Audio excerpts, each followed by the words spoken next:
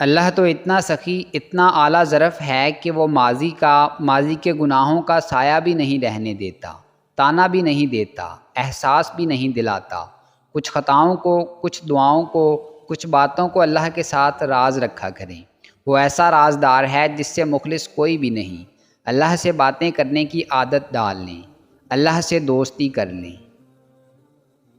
زندگی آسان نہیں ہے، اسے آسان آپ کو خود بنانا ہے، کچھ چیزوں کو نظر انداز کر کے تو کچھ چیزوں کو چھوڑ کر، کیونکہ نہ ہر بات سننے والی ہوتی ہے اور نہ ہر بات کا جواب دینا ضروری ہوتا ہے۔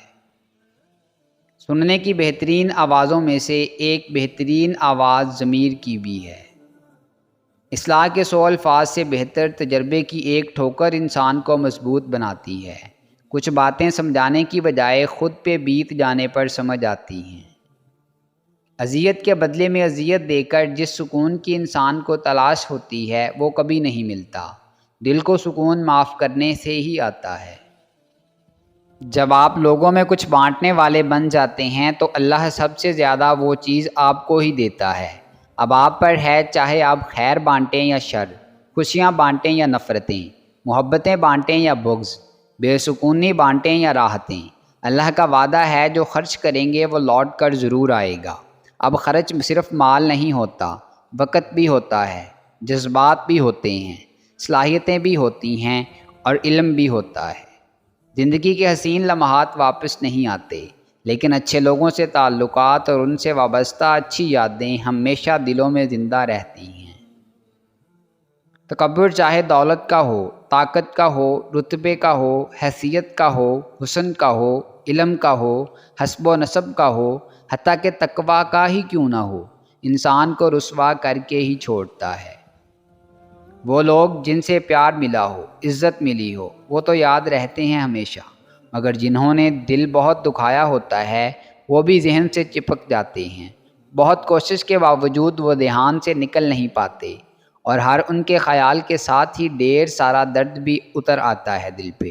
نئے سرے سے زخم ہرے ہو جاتے ہیں۔ دل کا کام ہی شاید بس دکھنا ہے، یا دل دکھانے والے بھی دل میں خاص مقام پا جاتے ہیں۔ سب سے بڑا دکھوں میں سب سے بڑا دکھ یہ ہے کہ ہم دنیا سے جانے والوں کو کبھی دوبارہ دیکھ نہیں سکتے اور نہ ہی ان سے بات کر سکتے ہیں۔ سوال کرنا یعنی کسی کے آگے ہاتھ پھیلانا، بھلے وہ ہمدردی لینے کے لیے ہی ہو، ہر حال میں ناپسندیدہ ہوتا ہے۔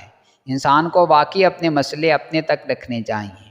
دنیا کو اپنی پرابلم سائٹ دکھانے کی ضرورت نہیں ہوتی۔ اپنے مسئلے کا واقعی اشتہار نہیں لگایا کرتے۔ جس کے ہاتھ میں تمہارا نصیب ہے وہ معجزوں کا بادشاہ ہے، اور اس سے بہتر کوئی منصف نہیں۔ وہ کہانی کا ہر رخ جب چاہے جہاں چاہے موڑ سکتا ہے۔ وہ نصیب کا ہر لفظ بدل سکتا ہے، اور زندگی کا ہر پہلو تمہاری چاہت کے مطابق بنا سکتا ہے۔ تم اس کی مان جاؤ، وہ تمہاری مان جائے گا۔ جب تم کسی کے لیے کچھ محسوس کرتے ہو تو ایسا ممکن ہی نہیں ہے کہ دوسرے کو اس کا احساس تک نہ ہو، کیونکہ روحیں روحوں کی زبان سمجھنے میں کبھی دھوکہ نہیں کھاتی۔ ماں کسی بھی عمر میں آپ سے بچھڑ جائے، زندگی کا نقشہ ہی بدل جاتا ہے۔